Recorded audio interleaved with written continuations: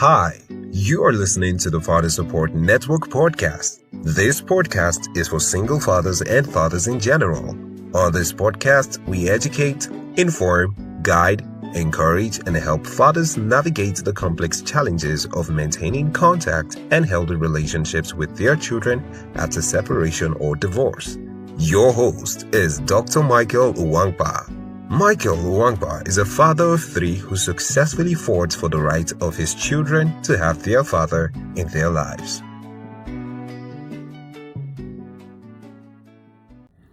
Hello, and happy Friday.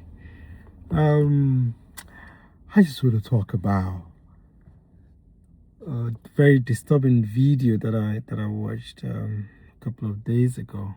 It's this woman, in a place in Nigeria. She was on a boat with some men, and apparently you could tell that they've physically abused her. One of the eyes was swollen, and from the conversation interaction, you could tell the woman had drowned her daughter. But they were then taking her to the police station. But again, you could see the level of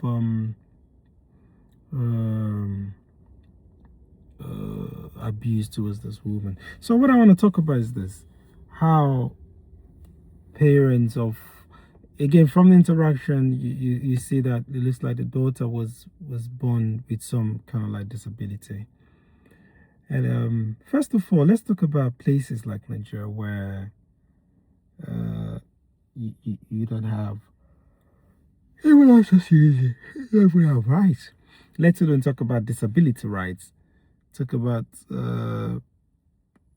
what provisions, what legal provisions do they have for children that are living, or people that are living with disabilities, in terms of, again, looking at the buildings. I think is little to non-existent. But when you're dealing with children that have, there might be ADHD, there might be, it's very difficult. Even here in more advanced countries, we've read cases where I think a woman was kind of like killed her daughter here. I don't know if it's up to a year ago, and committed suicide because she didn't, or she felt like she didn't get enough support, and she's been managing the child that was disabled.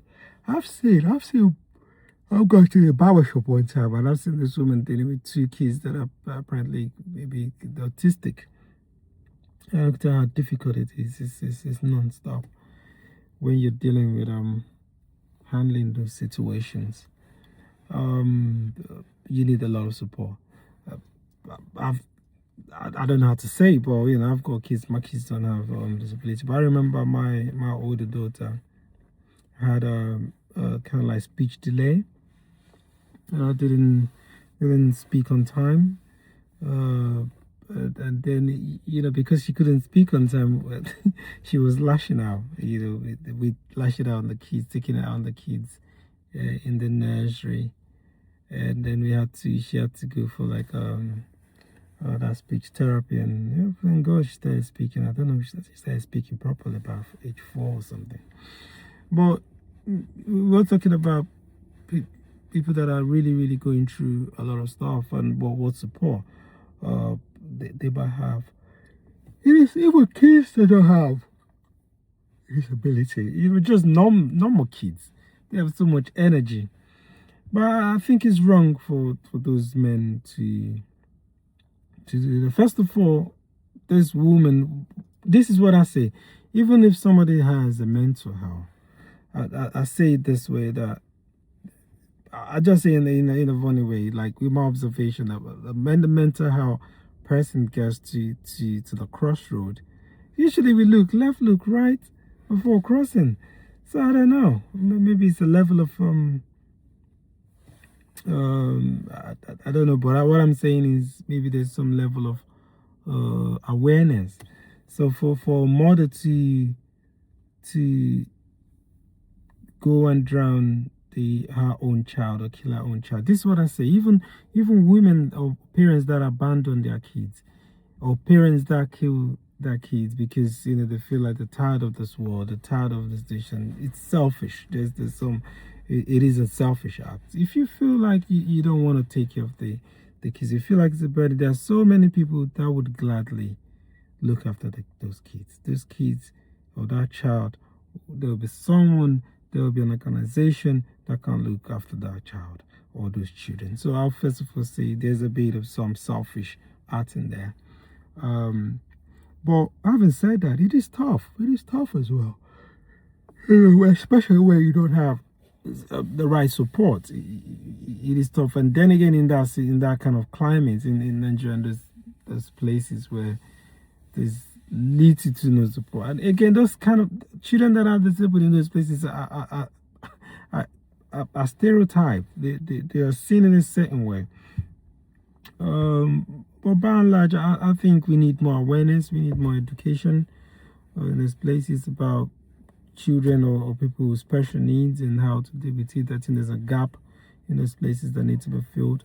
But parents, again, need support. Parents that are dealing with this, it's just when you're dealing with people that are sick, you yourself there. I remember I was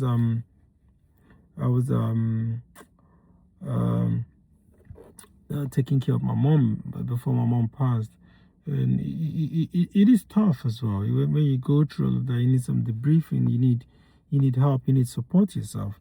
So we should do better. We should, I hope there could be some level of consciousness, level of awareness, level of activism to make people that are responsible for creating those laws and creating this enabling environment for people with needs to thrive. Unfortunately, these things happen, and the health, the social workers, the health workers, the legal people, the government needs to come together and do what's right. But having said that, I want to salute parents that are taking care of children with disability.